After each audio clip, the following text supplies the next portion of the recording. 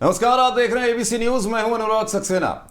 उत्तर प्रदेश में प्रथम चरण का बिगुल बज चुका है। 80 में से 80 सीटों का जो ख्वाब देखा जा रहा है बीजेपी की तरफ से, वो भी कहीं ना कहीं देखने वाली बात होगी। लेकिन सबसे पहली बात ये 19 अप्रैल को प्रथम चरण का चुनाव है, वो भी उत्तर प्रदेश की 8 सीटों पर। जो खास तौर से नजर देखने वाली बात यह है कि पश्चिमी उत्तर प्रदेश की वो 8 सीटें हैं जहां पर 2019 में 5 सीटों पर करारी हार मिली थी बीजेपी को। तो कहीं ना कहीं ये देखने वाली बात होगी कि आखिरकार अब क्या समीकरण बनेंगे और क्या कुछ होने वाला है, प्रथम चरण में क्या निकल कर आएगा, इस पर हम बात करेंगे। हमारे साथ हमारे खास मेहमान यहां पर जुड़ चुके हैं।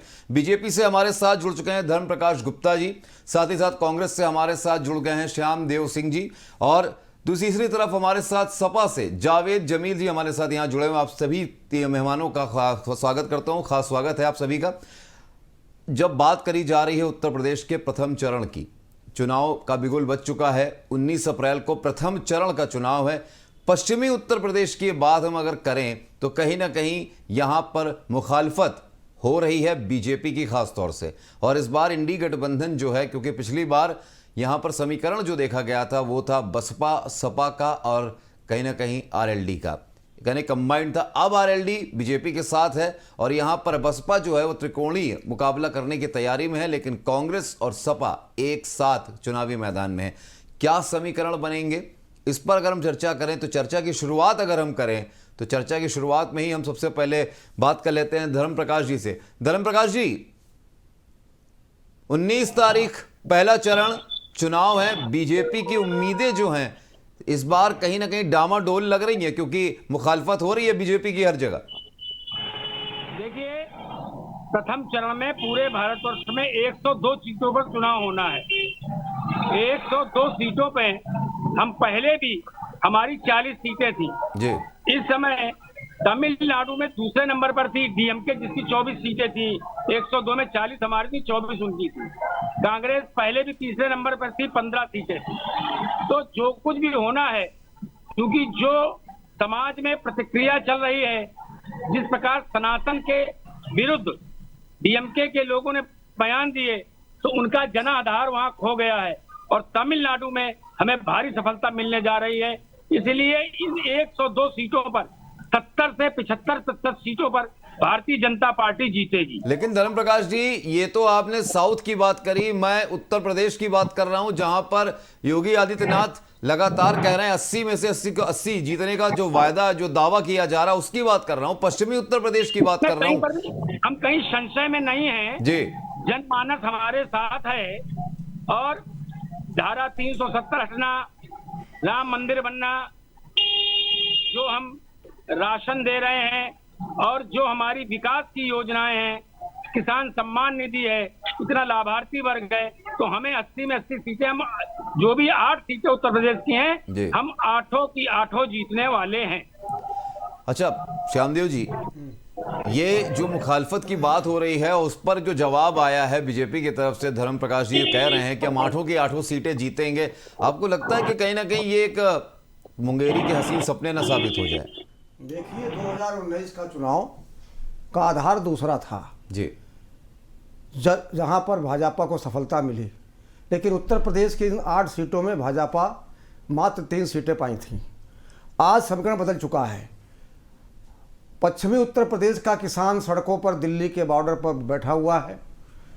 किसानों का जो इन्होंने वादा किया था कि आय दुगना होगी 2022 तक, 2024 आ गया, आज किसान की आमदनी 27 रुपये प्रतिदिन है, 27 रुपये जी। तो ये जो मोदी की गारंटी है, पहला गारंटी कि किसान की आम आय दुगना होगी, वो फेल हो गई। आज किसान एक मजदूर बनकर रह गया, श्रमिक बनकर रह गया पश्चिम उत्तर प्रदेश में। गन्ना किसानों का भुगतान आज तक नहीं हुआ, आज तक पैसा उनका बाकी है।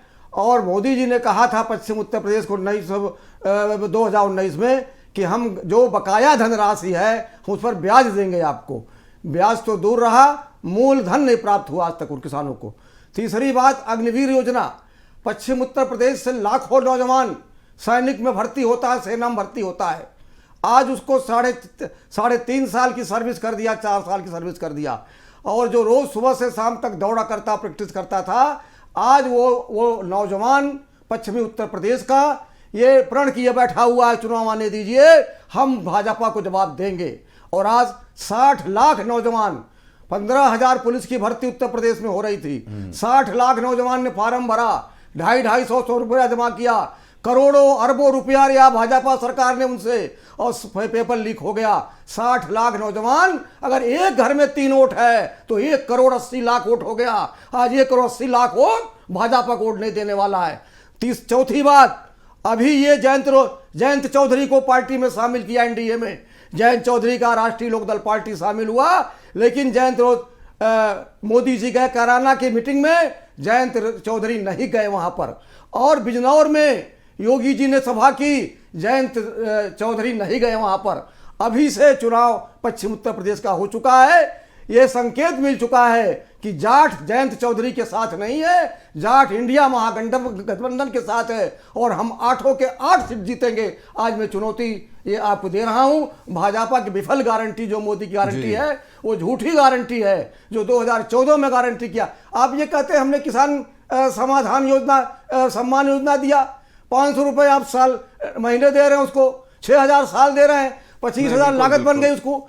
किसान की लागत जो उत्पादन लागत बढ़ गई, 25,000 साल बढ़ गई। आप 6,000 साल दे रहे हैं, आप क्या दे रहे हैं? किसान लॉलीपॉप दे रहे हैं। किसान बिल्कुल खुश नहीं है। और जो 2024 का परिणाम आएगा, मैं आज चुनौती देता हूं, जो 8 पार्लियामेंट हुए हैं, 102 पार्लियामेंट चुनाव हुआ है साउथ इंडिया में। मैं मानता हूं कि भाजपा का परसेंटेज आप वोट बढ़ा है, लेकिन सीटें एक भी नहीं निकलेगी सपा की, चाहे केरला हो, तमिलनाडु हो, लेकिन श्याम देव जी, हमें कर्नाटक हो। लेकिन श्याम देव जी, तो पूरे 102 सीटों की बात आप कर रहे हैं, लेकिन हम उन 80 सीटों की बात कर रहे हैं फिलहाल, जिस पर कहीं ना कहीं उत्तर प्रदेश, क्योंकि देखा जाए तो सत्ता की जो चाबी, सत्ता का जो रास्ता है, वो कहीं ना कहीं यूपी से होकर निकलता है। बिल्कुल। अगर बात करें जावेद जमील जी, इस बार अगर उत्तर प्रदेश की इन 8 सीटों पर बात की जाए तो सपा को पिछली बार मायावती जी का साथ था, और कहीं ना कहीं मायावती जी को संजीवनी मिल गई थी, और संजीवनी मिली भी ऐसी कि 3 सीटें बसपा के झोली में गई, और 2 सीटें जो थी,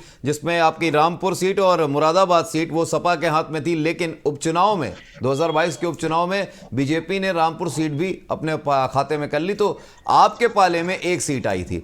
इस बार आप कांग्रेस के साथ हैं, क्या उम्मीद लगती है बीजेपी को शिकस्त दे पाएंगे? हेलो जी जावेद जी।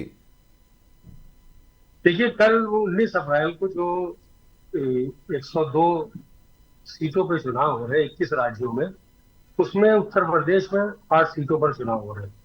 और ये 8 सीटों में 3 सीटें पिछले 2019 की अगर हम बात करें, 2019 में 3 सीटें बीजेपी की पास जी, और 2 सीटें समाजवादी पार्टी के पास।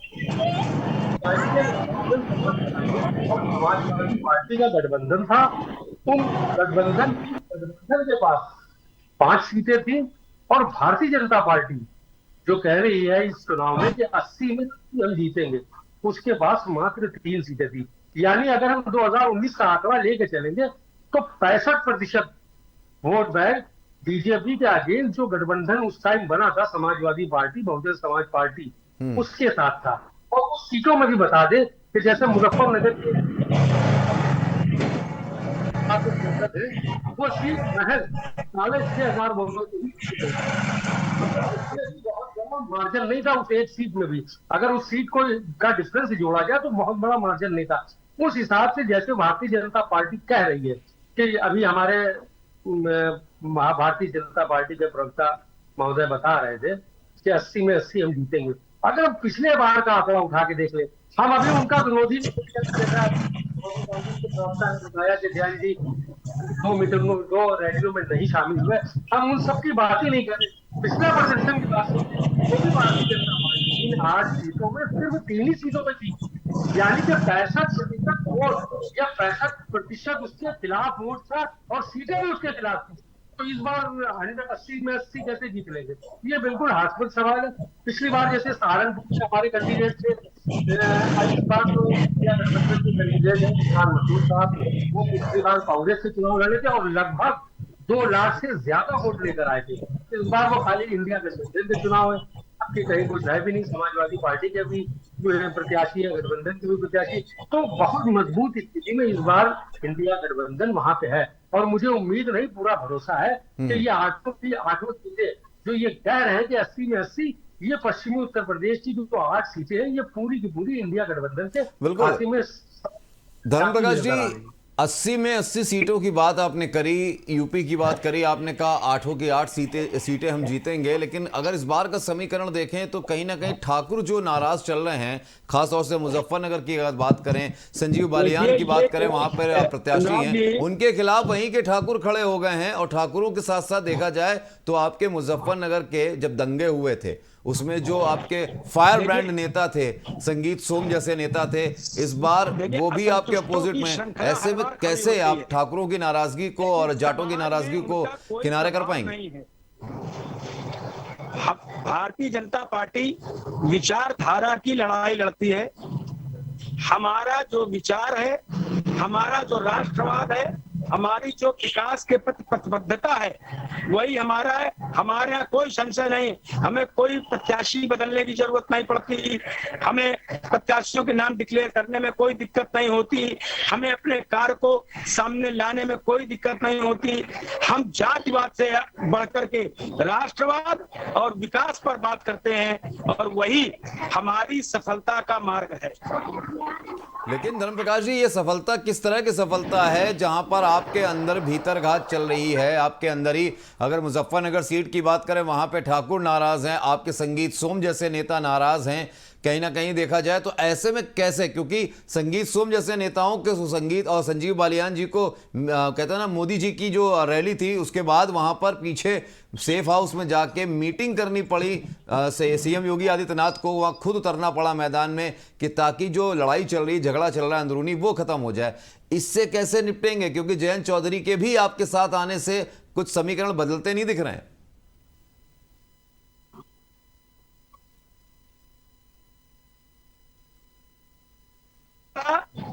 बिल्कुल निश्चित है।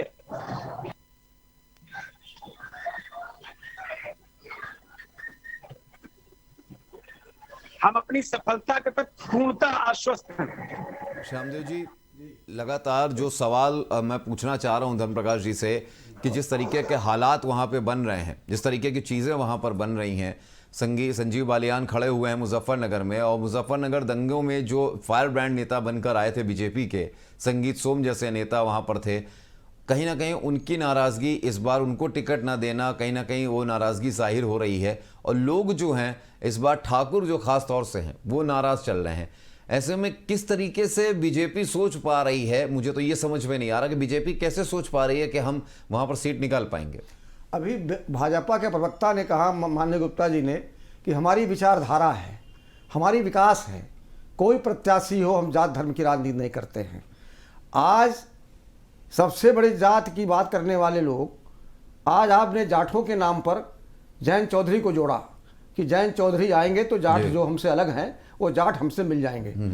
आज संगीत सोम मुख्यमंत्री के बुलाने के बाद भी नहीं गए, प्रधानमंत्री की रैली में नहीं गए।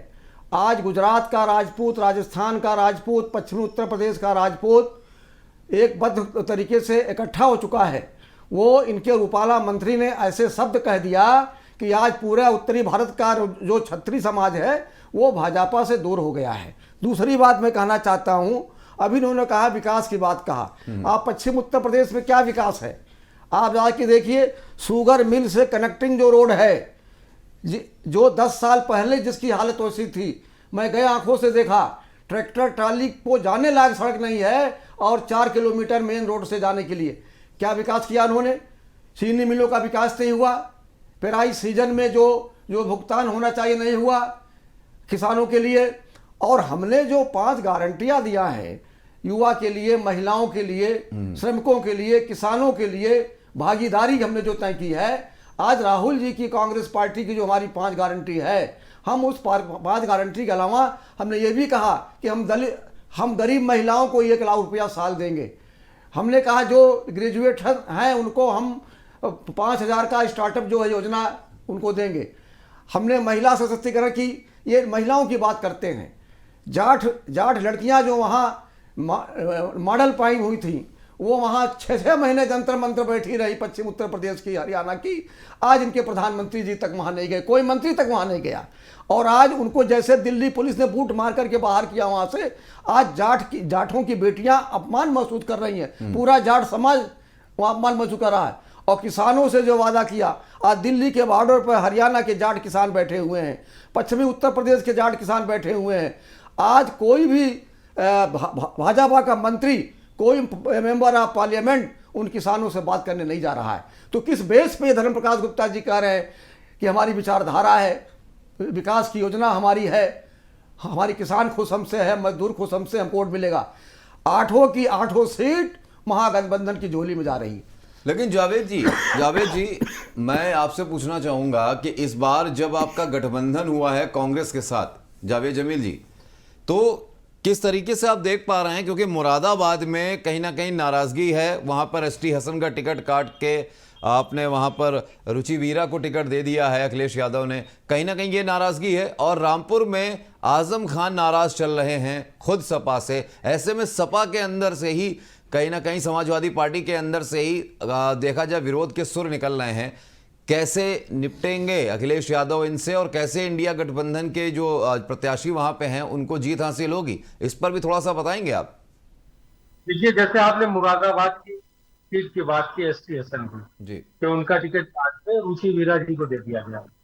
तो आप ये बताइए, किसी भी इतनी डिबेट हुई, कहीं आपने एसटी हसन साहब का कोई बयान सुना कि हमारा टिकट कट दिया तो हमें नाराजगी है, या हम पार्टी से नाखुश है, या हम प्रत्याशी को नहीं लड़ाएंगे, या उनकी मदद नहीं करेंगे? कहीं ऐसा आपने सुना उनका किसी भी चैनल पे, कहीं किसी भी इंटरव्यू में? ये तो उड़ाती खबर आ रही है कि वो ऐसे नाराज है, वो वैसे नाराज है। सिर्फ उनका जिस दिन टिकट रुचि वीरा जी का हुआ, उन्होंने कहा पार्टी ने हमें पहले प्रत्याशी बनाया था, सांसद बनाया था, मैं पूरी तरीके से, पूरी निष्ठा से पार्टी के एक ईमानदार कार्यकर्ता की तरीके से उनकी पूर्ण रूप से मदद करूंगा। ये बात उन्होंने एक बार कही। पर इसमें कहीं कोई नाराजगी आ गई या क्या लग गया? रही बात, दूसरी बात, बार बार मीडिया में ये बात उछलती है कि आजम खान साहब नाराज है। कैसे मालूम आजम खान साहब नाराज है? क्या कोई स्टेटमेंट उनका पार्टी के खिलाफ आया, या किसी भी कहीं कोई गतिविधि ऐसी उनकी देखी जिसमें आपको ये लगा हो कि वो पार्टी के अपोजिट है, या पार्टी के विरुद्ध है, या किसी कैंडिडेट के विरुद्ध है, या पार्टी के नॉर्म से हट के जा रहे हैं, या उन्होंने कोई किसी तरीके का बयान दिया हो? कहीं आपको लगा कोई भी एक स्टेटमेंट ऐसा हो जो हमें दिखाइए? आजम खान साहब ने पूरी तरीके से पार्टी के साथ लड़ा रहे। वहां पे रामपुर में मौलाना मोहिबुल्लाह नदवी साहब पार्टी के प्रत्याशी है, और पूरी पार्टी उनको ईमानदारी से मदद कर रही। रही बात, कहीं ना कहीं लोकल संगठन पे कुछ लोग नाराज होते हैं। हर राजनीतिक दल में ये चीजें चलती है, ऐसा नहीं। उनको जैसे जैसे चुनाव शुरू होता है उनको मनाने का प्रयास किया जाता है, उनकी जो जायज बातें होती है उनको पार्टी अपने स्तर से हल करने की कोशिश करती है। ये कोई बहुत बड़ा फैक्टर नहीं हुआ, इससे चुनाव पे क्या असर पड़ जा रहा है या क्या नहीं पड़ा जा रहा, इससे कोई बहुत बड़ा महत्वपूर्ण कदम नहीं है। क्यों आप नहीं, ये आप जो कह रहे हैं कि कोई बड़ा इस पे असर नहीं पड़ता, आपको याद होगा कि आपके पास जब पिछली बार जब आप चुनाव में उतरे थे तो आपके गठबंधन में बीएसपी आपके साथ थी, कांग्रेस आपके साथ नहीं थी। बीएसपी को संजीवनी देने वाले आप लोग थे, और कहीं ना कहीं जब वहां पर रामपुर में 2022 में जब उपचुनाव हुए तो आजम खान की वो सीट जहां पे दबदबा माना जाता था, वो सीट भी बीजेपी ले गई। किस तरीके से बीजेपी, वहां के चुनाव की प्रक्रिया आपने देखी, किस लेवल से चुनाव हुआ आपको मालूम है? आपने देखा उस टाइम की वीडियो फुटेज निकाल के देखिए कि जो मतदाता था वो उसको निकलने ही नहीं दिया गया। ये तो आप आरोप लगा रहे हैं ना, ये तो आपका आरोप है, एसपी का आरोप रहा है ना। ये जो सच्चाई थी, जो वीडियो है, जो चीजें थी, वहां के जो अध्यक्ष थे, वो बैठे हुए थे, जो प्रत्याशी थे, वो कह रहे थे कि हमारे जो वोटर है उसको वोटिंग में डालने दिया जाता। जब वोटिंग में डालने दिया जाता तो कोई भी हार जीत का उसका कोई मायने नहीं रखता ना भाई। जब हमारा नहीं, तो अगर एक चीज बताइए, अगर नहीं जावेद जी, अगर ऐसा हुआ तो इस बार आप कैसे यकीन के साथ कह सकते हैं कि वहां पे गठबंधन जो है वो जीत हासिल करेगा? किस बार कह सकते हैं? नहीं, देखिए ऐसा है ना कि हर बार हर चीज नहीं होती। देखिए 2019 से 2022 के चुनाव से आपकी इसकी तुलना नहीं की जा सकती। अगर हम 2019 का जिक्र करें तो 2019 में हमारा गठबंधन मायावती जी से था। आज 2024 में हम खड़े, हम कांग्रेस से लड़ रहे, और कांग्रेस का जो अच्छी गठबंधन, इंडिया गठबंधन जो है, वो सिर्फ कांग्रेस का नहीं बल्कि आम आदमी पार्टी भी उसमें शामिल है, और भी अन्य दल, जितने भी भारत के जो महत्वपूर्ण दल है वो सारे, चाहे ममता जी हो, चाहे लालू जी हो, सारे के सारे बड़े दल इस बार एक है। तो उस चुनाव से इस चुनाव की तुलना किसी भी तरीके से नहीं की जा सकती। हर चुनाव में जैसे अभी हमारे लेकिन बीएसपी ने जो मुजफ्फरनगर में दांव खेला है, एक तरफ संजीव बालियान जो है 2014 से लगातार अभी तक देखा जाए वहां से सांसद चुनकर आए हैं, वहां पर इस बार थोड़ा बहुत ठाकरों की नाराजगी है, जाट वर्सेस जाट का वहां पे मुकाबला करवाया जा रहा है। आपकी तरफ से सपा की तरफ से वहां पर हरेंद्र मलिक चेहरा उतारे गए हैं जो मुस्लिम और जाट वोटर्स को साधने की कोशिश कर रहे हैं। लेकिन बीएसपी को क्या कहेंगे, जहां पर उन्होंने अल्पसंख्यक देखा जाए अनुसूचित जाति का एक दारा सिंह को वहां पे उतार दिया, एक त्रिकोणीय मुकाबला बनाने की तैयारी है, जिसको लगातार आपकी तरफ से, आपकी पार्टी की तरफ से कहा जा रहा है कि वो बीजेपी की बी टीम है। देखिए, जनता ये सारी चीजें जानती, जिस बी टीम का आप जिक्र कर रहे हैं उस बी टीम को जनता जानती है। कहीं कोई किसी को कंफ्यूजन नहीं है, वोट किसको कहां देना है किसको नहीं देना सब लोगों को मालूम है, कौन सा बी टीम में कौन सी ए टीम में कौन किस लिए चुनाव लड़ रहा है। तो ये बहुत जनता कहीं भी भ्रमित नहीं है। और इस बार इंडिया गठबंधन पूर्ण रूप से, हम उत्तर प्रदेश की बात कर रहे हैं कि 80 में 80 सीटें हम लोग जीतेंगे, ये नहीं जीतेंगे, ये तो 80 सीटों का दावा इनका हवाई है, 80 सीटों का दावा हम लोगों का है। इस बार हम लोग 80 में 80 सीटें जीत कर आएंगे। चलिए, 80 में 80 सीटें आप लोग जीत कर आएंगे। अगर बात की जाए श्यामदेव जी, देखिए हमारे साथ बीजेपी के प्रवक्ता यहाँ पर थे, लेकिन अपरिहार्य कारणों से वो अभी यहाँ पर नहीं है।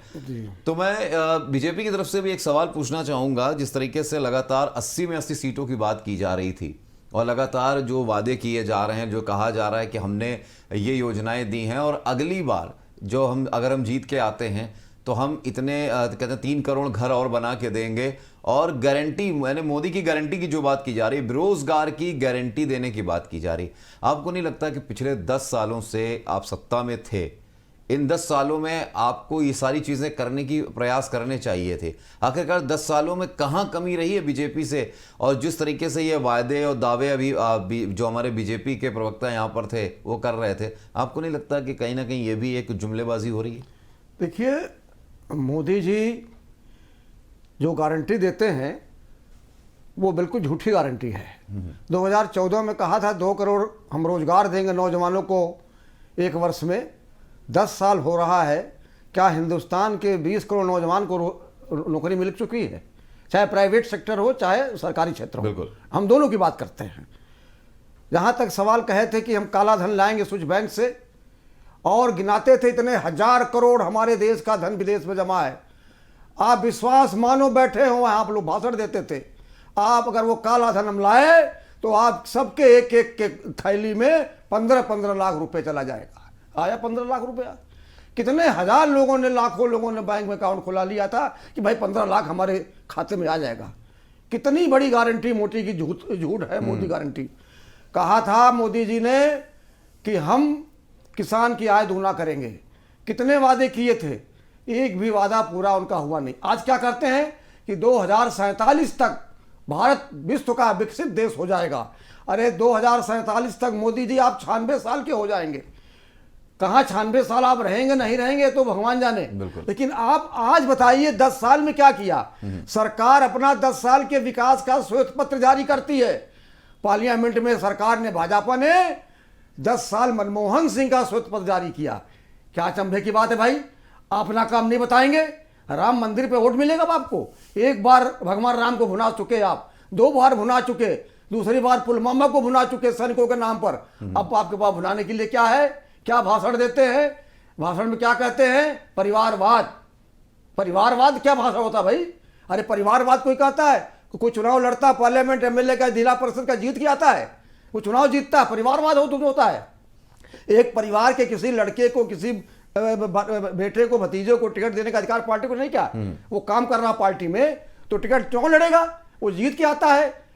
अब अपना परिवार उनके पास है नहीं तो परिवारवाद की बात क्यों कहेंगे वो? अच्छा, तो आज परिवारवाद पे वोट नहीं मिलेगा। लेकिन परिवारवाद की बात, चलिए ये परिवारवाद की बात तो चलिए मोदी ने कहा है कि परिवारवाद की बात होती है। समाजवादी पार्टी जो है या कांग्रेस की अगर उन्होंने बात की, वो लगातार परिवारवाद की बात करते हैं कि एक तरफ से पूरा परिवार ही हावी है।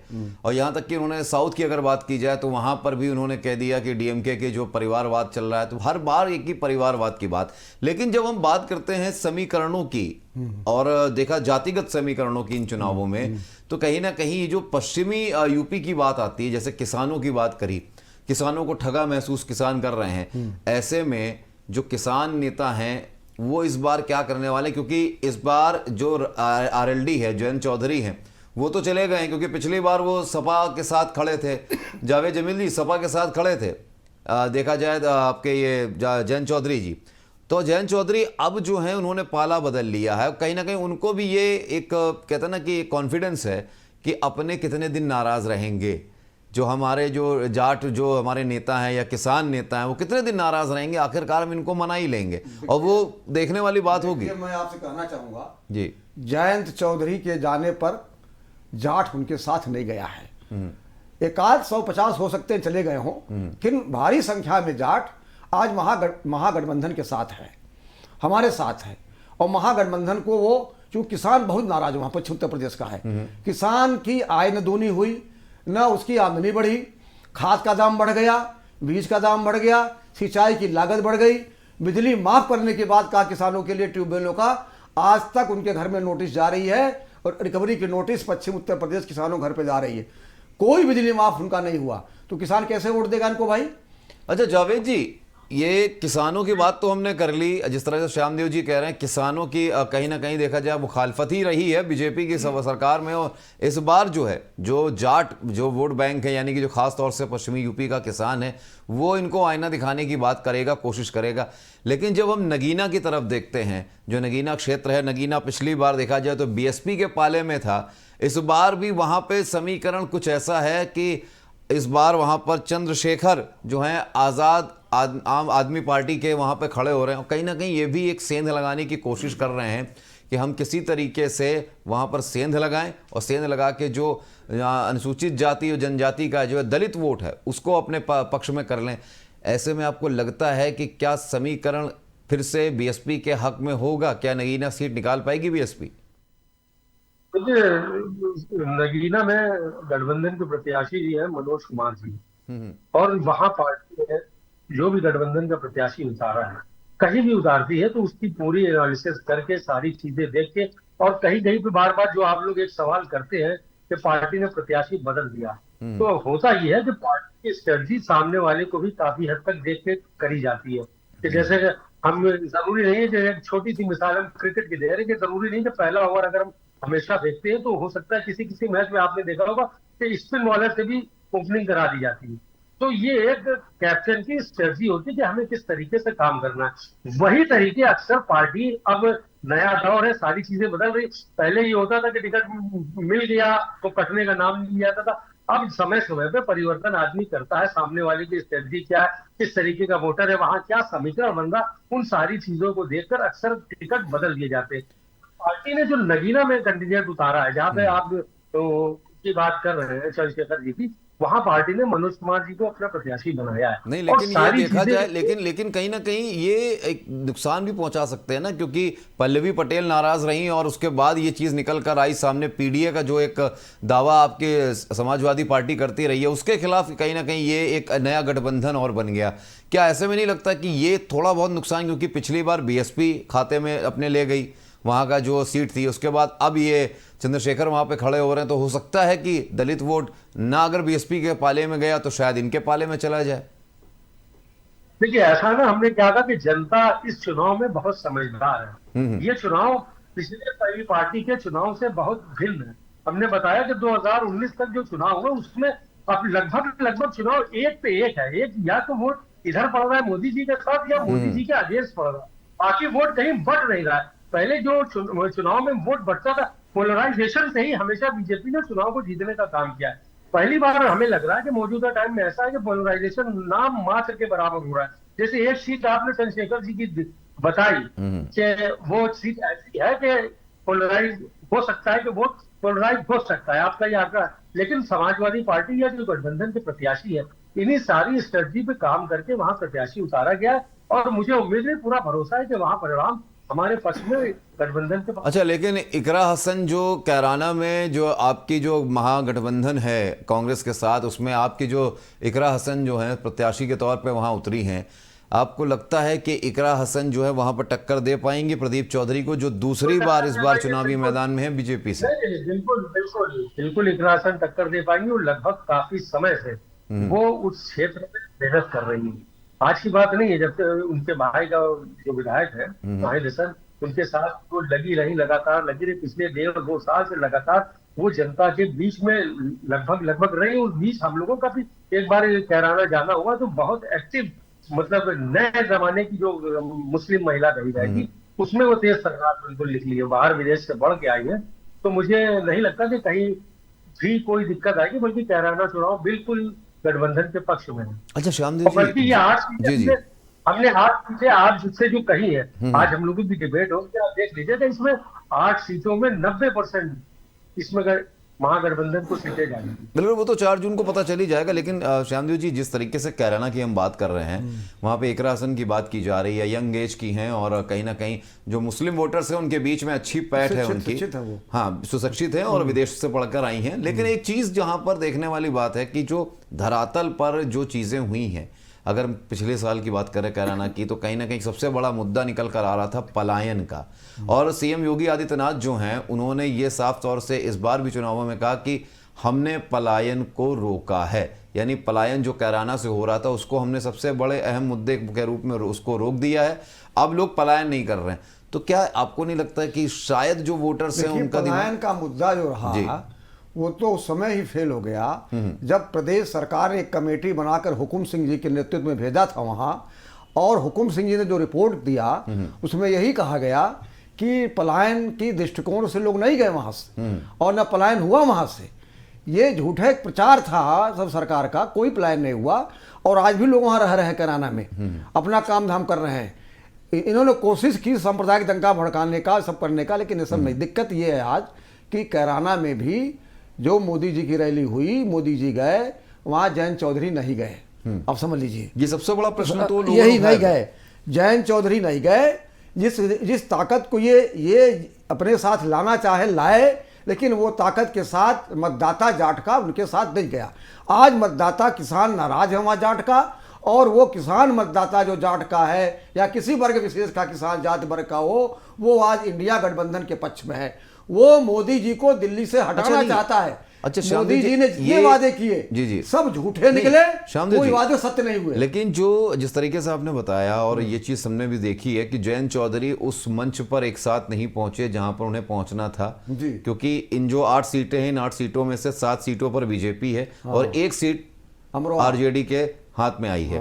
लेकिन ऐसे में आपको नहीं लगता कि जयंत चौधरी क्या कारण क्या हो सकता है एक मंच पर ना जाने का? कि कहीं ऐसा तो नहीं कि अंदर ही अंदर जिस तरीके से मुलायम अखिलेश यादव जो हैं वो कह रहे हैं समाजवादी पार्टी के कि भाई जो हमारे बीच में अनबन थी वो अनबन एक अलग चीज़ है, और हमें अच्छा नहीं लग रहा है कि जयंत चौधरी जो है उनकी ये कंडीशन है, किसी मजबूरी में वो गए। और जयंत चौधरी का भी ये बयान जो सामने आया कि हमारे पारिवारिक रिश्ते जो हैं वो अखिलेश यादव के साथ बने रहेंगे, लेकिन जो राजनीतिक संबंध है वो हमने तोड़े। देखिए, जयंत की बात नहीं है जी। आज चौधरी चरण सिंह की पहचान किसान नेता के रूप में थी पूरे विश्व में, हिंदुस्तान में। चौधरी साहब ने किसानों के लिए काम किया ये पूरे देश में। और चौधरी साहब आज अगर देश का किसान नाराज है और चौधरी साहब को आज उनको भारत रत्न देना पड़ा, और जयंत चौधरी ने ये कहा बड़ा अच्छा काम किया, और वही किसान जो तुम्हारे साथ था चौधरी साहब का, आज जयंत चौधरी ने भारत रत्न लेकर के चौधरी चरण सिंह का अपमान किया है। आज किसान लाखों लाख किसान नाराज है। चौधरी चरण सिंह होते तो ये भारत रत्न लौटा देते, नहीं लेते वो। आज जो स्थिति किसानों की पश्चिम उत्तर प्रदेश में, हिंदुस्तान में है, हम उत्तर प्रदेश की बात नहीं करते हैं, पूरे देश की बात करते हैं। महाराष्ट्र में हो, मध्य प्रदेश में हो, उत्तर प्रदेश में हो, पूरे हिंदुस्तान का किसान आज मजदूर के समान हो गया है। उत्पादन लागत के बराबर उसको पैसे नहीं मिल रहा है। एमएसपी की गारंटी, लीगल गारंटी देने का वादा किया, एमएसपी की लीगल गारंटी कमेटी बनाई सरकार ने।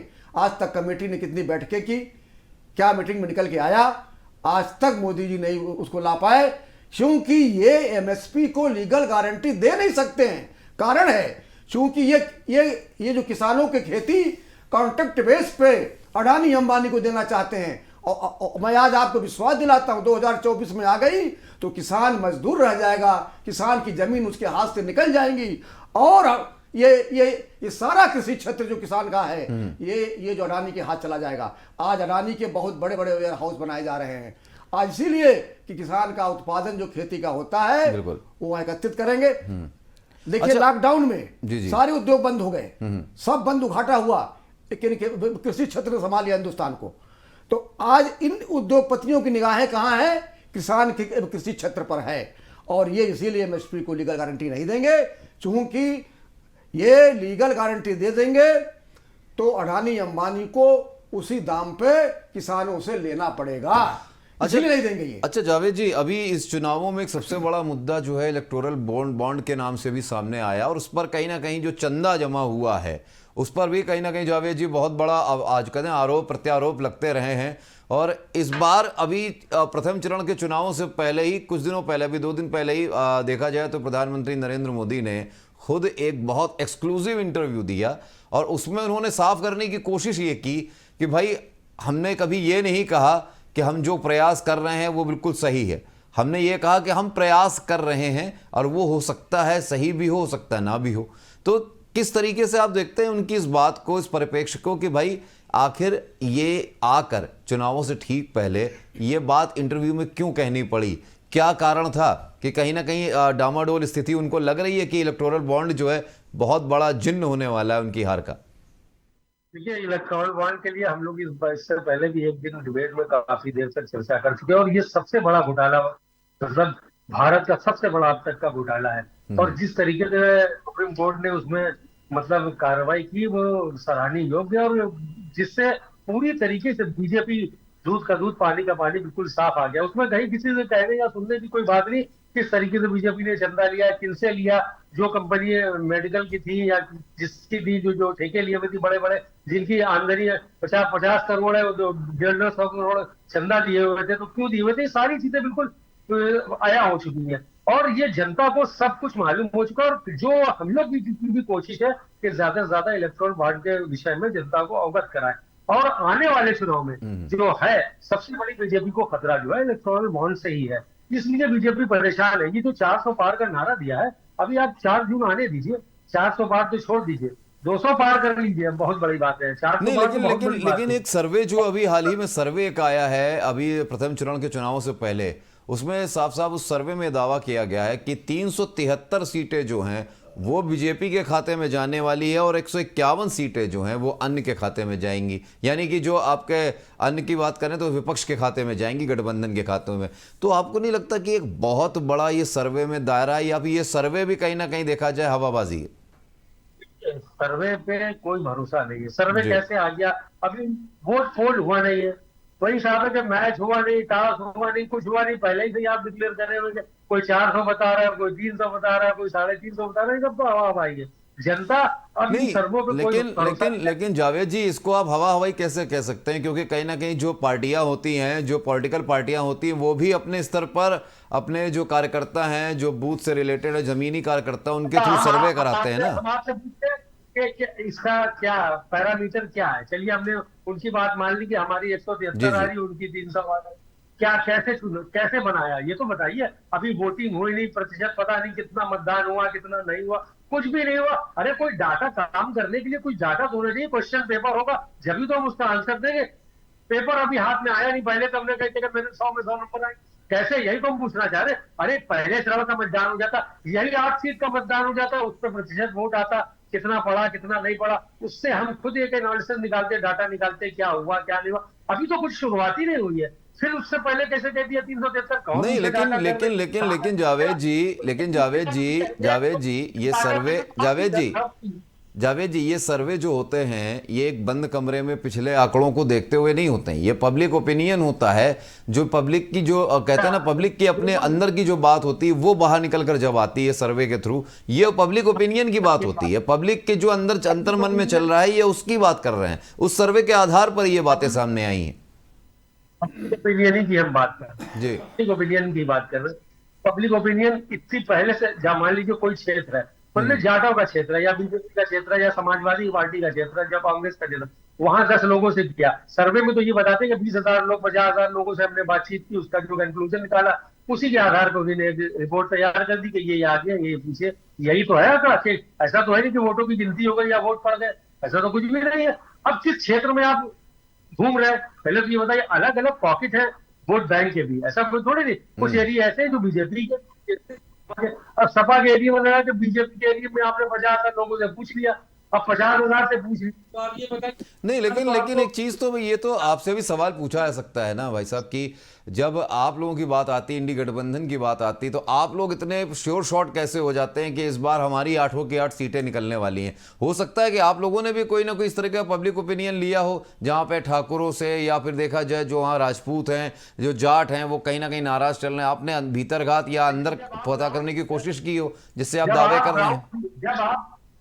जब आप ग्राउंड जीरो पर उतरेंगे, कार्यकर्ता जाता है घर घर वोट मांगने जाता है, तो उसको सारी चीजें स्थिति क्लियर हो जाती है कि क्या तो यही काम तो सर्वे करते हैं, यही काम तो सर्वे करने वाली कंपनियां करती हैं, या सर्वे जब करने उतरते हैं लोग तो यही पब्लिक ओपिनियन होती है।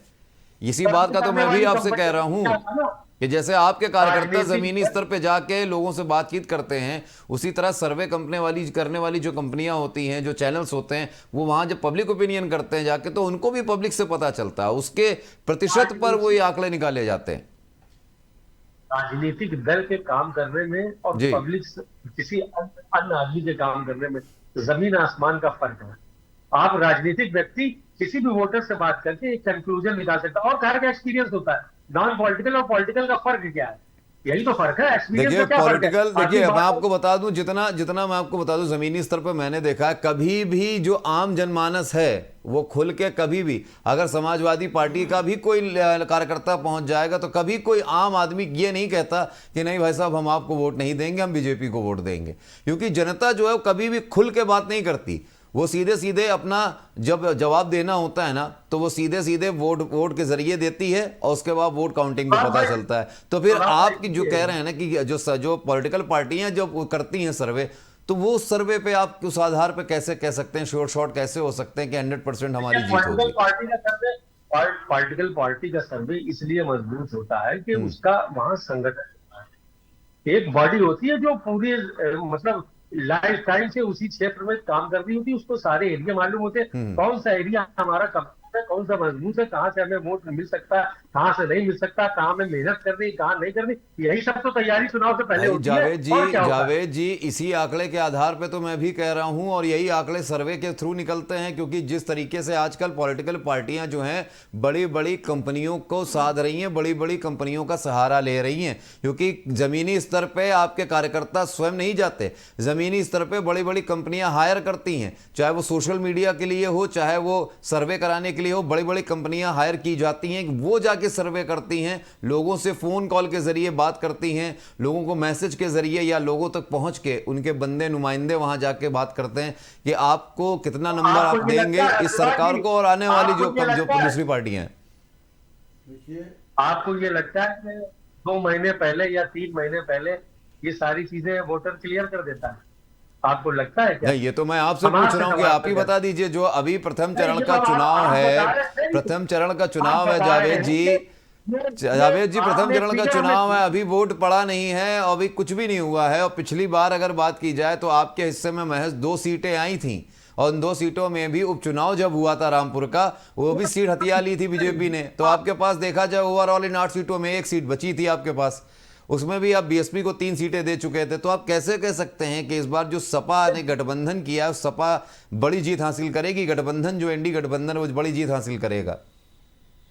अब हमें हमारी बात पूरी हो जाने दीजिएगा। आप जिस सीट की बात कर रहे हैं, 3 सीटें बीएसपी भी हमारे ही गठबंधन में थी, उसको आप क्यों अलग कर रहे हैं? ये कौन सी बात हो गई? आज कांग्रेस, आम आदमी पार्टी या तृणमूल कांग्रेस या लालू जी की तेजस्वी की पार्टी सब मिलजुल के चुनाव लड़ रहे हैं ना। अगर मिलजुल के चुनाव लड़ रहे हैं तो मुझे ये जावेद जी बता दीजिए, अगर मिलजुल के चुनाव लड़ रहे हैं तो आप पार्टी दिल्ली में तो आपके साथ है, फिर पंजाब में कांग्रेस के साथ कैसे अलग हो गई? अगर कांग्रेस की बात करें, और अगर बात की जाए तृणमूल कांग्रेस की, तो ये भी आपके साथ एक ज्वाइंट होकर कर रहे हैं, तो टीएमसी क्यों अकेले बंगाल में चुनाव लड़ रही है? क्यों कांग्रेस को वहां सीट नहीं दी? अलग कहां है? क्यों अलग नहीं है? पंजाब में आपको, आप जो पंजाब है, पंजाब में आप कांग्रेस के साथ नहीं, उसने कहा मैं अकेले चुनाव लड़ूंगी, सीधी सी बात है। ममता बनर्जी ने भी कह दिया बंगाल में। जी एक बात मैं कह रहा हूँ, 2004 के पार्लियामेंट के चुनाव में जी सारी पार्टियां जो धर्मनिरपेक्ष ताकतें थे लड़ी थी। 2004 में सबको मिलाकर 16 दलों को मिलाकर के डॉक्टर मनमोहन सिंह सरकार बनाई। ऐसा नहीं है। आज ममता जी इंडिया गठबंधन के साथ है, आम आदमी पार्टी इंडिया गठबंधन के साथ है, फैमिली फाइट हमारी हो रही है। ऐसा नहीं है, हम सब लोग एक मुद्दे पर हैं, एक विचारधारा पर है। हमें भारत का संविधान बचाना है, भारत का लोकतंत्र बचाना है, हमें देश के 140 करोड़ जनता के अधिकार को उनको सौंपना है। हम सब इस पर एक है। आप ये नहीं कह सकते अलग लड़ रहे हैं। हम 2004 में लड़ रहे, मुलायम सिंह जी लड़ रहे और सब लोग लड़ रहे, ममता लड़ रही, लेकिन हम सब लोग 16 दल मिलकर के डीएम मिलकर के हम सरकार बनाए और 10 साल सरकार चली हमारी। ऐसा नहीं है, हम गठबंधन में एक हैं। लड़ने से क्या होता है, वो भी लड़के हमारे साथ आ जाएंगे, नहीं गठबंधन जीतेंगे, हमारे साथ आएंगे। बात यही तो है कि गठबंधन में आप सब साथ में हैं, लेकिन उसके बाद जब अपना वोट प्रतिशत दिखता है तो ये लगता है कि कहीं हमारे साथ खेल ना हो जाए, हमारे साथ खेला ना हो जाए। हम साथ में हैं लेकिन कहीं हमारी सीट पर हमारी सहयोगी पार्टी जो इस वक्त है वो कहीं हावी ना हो जाए और अगली बार अगर समीकरण बिगड़ते हैं तो हमारे हाथ से वो सीट परमानेंट निकल ना जाए। तो ये भी एक समस्या है। और दूसरी बात ये है कि चुनाव लड़ा जरूर जा रहा है, बीजेपी का चुनाव, श्यामदेव जी, बीजेपी का चुनाव आज भी नरेंद्र मोदी के चेहरे पर लड़ा जा रहा है। और हमारा जो इंडी गठबंधन विपक्ष जो है, विपक्ष के बाद इंडिया गठबंधन, इंडी गठबंधन हम लोग कहते हैं, इंडिया गठबंधन, चलिए इंडिया गठबंधन कह देते हैं, क्यों कहते हैं, इंडिया गठबंधन, इंडिया गठबंधन कह देते हैं। लेकिन एक बात बताइए, इंडिया गठबंधन अगर बात करें तो आपके पास प्रधानमंत्री का चेहरा कौन है? अगर क्योंकि बीजेपी के पास तो चेहरा है, आपके पास कौन सा चेहरा है? बीजेपी का चेहरा जी अब वो चेहरा नहीं रह गया जो 2014 में झूठ की आवाज निकाल के ले आए थे। चलिए डॉक्टर मनमोहन सिंह की सरकार को 3G 2G में इतना बेईमान साबित किया जो झूठा निकला, सब बरी होकर कोर्ट से आ गए। राजीव गांधी की सरकार को इन भ्रष्टाचार पे बीपी सिंह ने बदनाम किया। आज ये इलेक्ट्रॉल बॉन्ड का भ्रष्टाचार, अभी हमारे मित्र ने कहा कि भारत का सबसे बड़ा घोटाला ये है। हम इस भ्रष्टाचार को मोदी जी पे चिपकाना चाहते हैं। मीडिया हमारा साथ नहीं दे रही है, कोई प्रिंट मीडिया छापती नहीं है, 30 कंपनी का नाम नहीं छापती है। जो कंपनी घाटे में रह करके भी 200-150 करोड़ का चंदा दिया इनको और भाजपा ने भुनाया उसको। कोरोना काल में जो दवाई कंपनी, जिस दवाइयों से लोगों की जानें चली गई, उन कंपनी ने चंदा दिया इनको और भाजपा ने भुनाया उसको।